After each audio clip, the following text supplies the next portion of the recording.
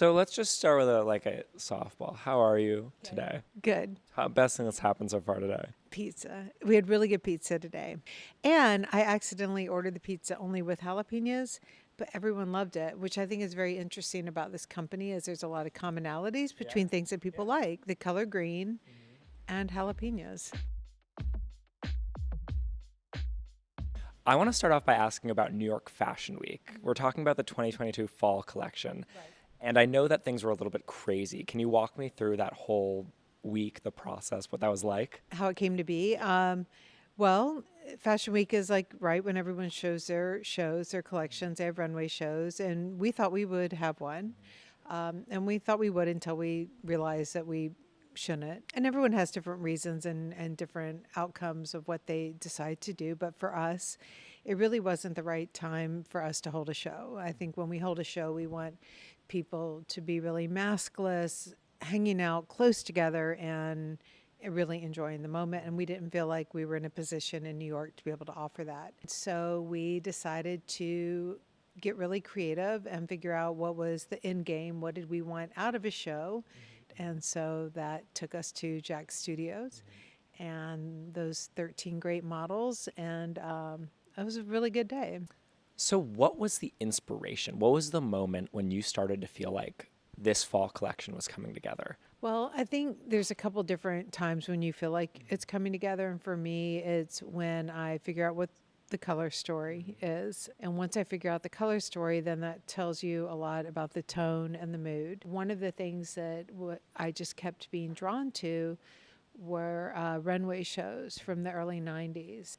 You know, if you look at old Prada collections, Calvin Klein, like it's just very pure and direct. And it's about the people there, it's about the runway, and it's about the clothing and the models. So we kind of use that then as a basis for what we ended up doing. I'm interested, besides the 90s look, is there like a story or like a feeling that you were trying to get across with the clothing? Yeah, I mean, well, and it's more that it was the overall vibe of the visuals that were the 90s like rather than anything about the clothing necessarily. But the way that Tracy and I design is we create what we need and we create what we want, and then we step back and we build a story around it.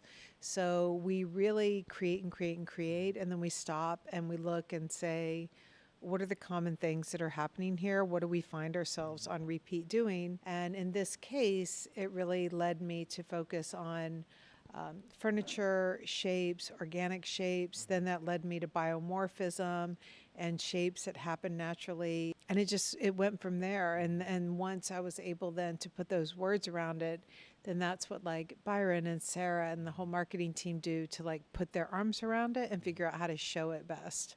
Is this how you always do it? Creating, making, building, and then finding the story? What happens first is that when Tracy and I are sketching, you can feel so much through your hand on whether or not you would wear something. If you see like a designer really erasing something and starting over and over, it's not like I mean, at least for us, it's not like you're designing something that you're not happy if the line's straight enough or something. It's more like I'm erasing it because I'm like, no, I don't want to wear this yet. And you keep doing it over and over until you can feel when you're sketching it that it's something that you want to wear. Then that's when we take it then to the stage where it gets draped and then it gets cut, it gets sewn up, and then we put it on our body and talk again about, do we want to wear it?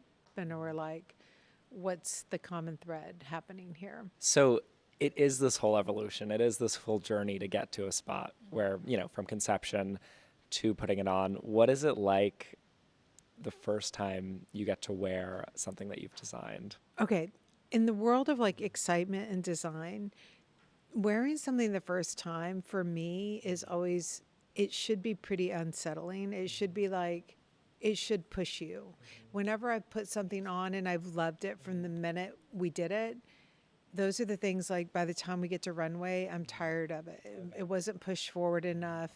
And it's always really frustrating because Tracy will be like, oh my God, don't you remember you put this on in the fitting and like you loved it? And I'm like, I did, but maybe I loved it too much, like right away. So I think that when you put on something brand new that is brand new to your design, it should make you a little bit uncomfortable, uneasy. You should not be like all in What's the part of the process that is the most exciting and like, I don't know, gets that going for you? In the past, it always was the runway show.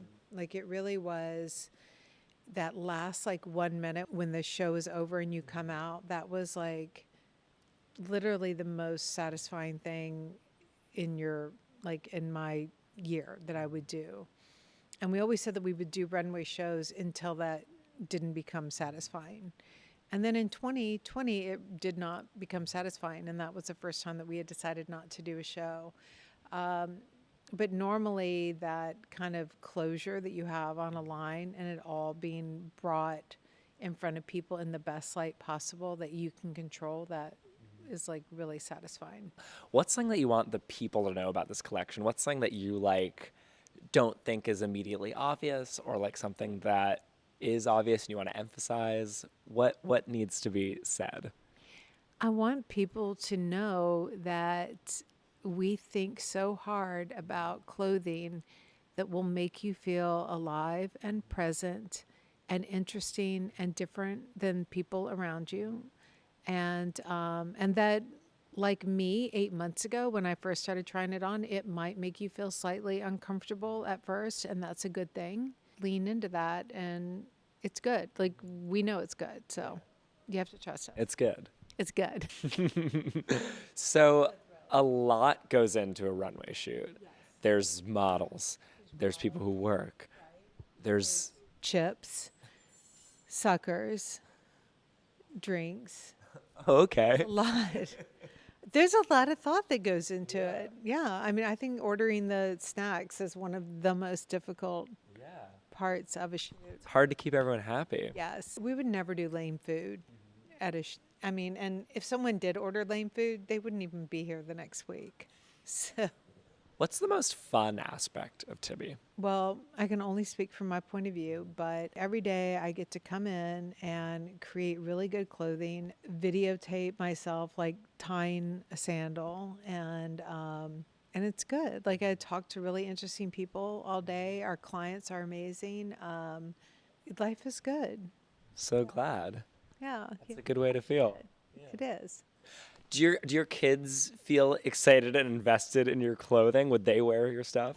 You know, it's funny because I have one son who is always judging me on it. That's their job. Yeah, like, yeah. So someone asked me the other day, they're like, "Where's Tibi in 25 years?" And I was like, I'm not for sure where Tibi is in 25 years. And they were like, "Well, do you have like family members that would take it over?" And I was like, I can't imagine either of my son. Like, God help the woman or man who is like, I want to wear something that Charlie Smilovic has. Ooh. I mean, I love my son, but Sure. But yeah, I didn't really instill the fashion bug in the kids. my intercom.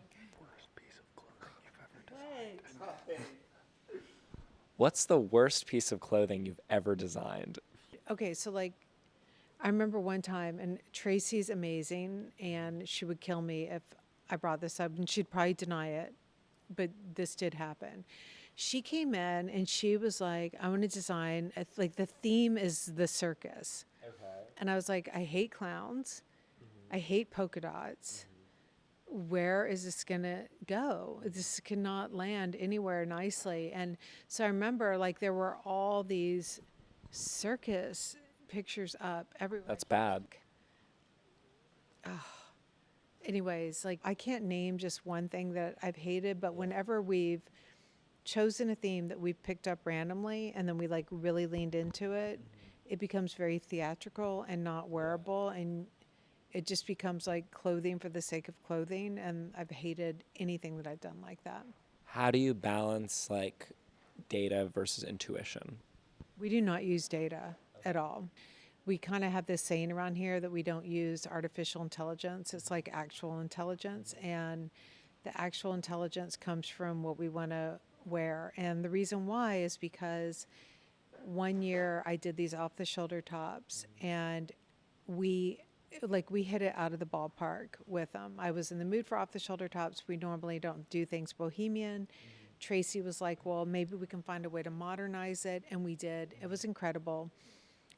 Sarah Rutson, who was at Net-a-Porter at the time, I remember she was like, I believe in this top. I'm going to take 1,000 pieces. So it was like the first time that we had like a top that like from the beginning we were cutting like thousands of pieces. That was like the holy grail of design. But the thing was, after a year and a half, I was like, if I see this top again, I'm going to like punch someone.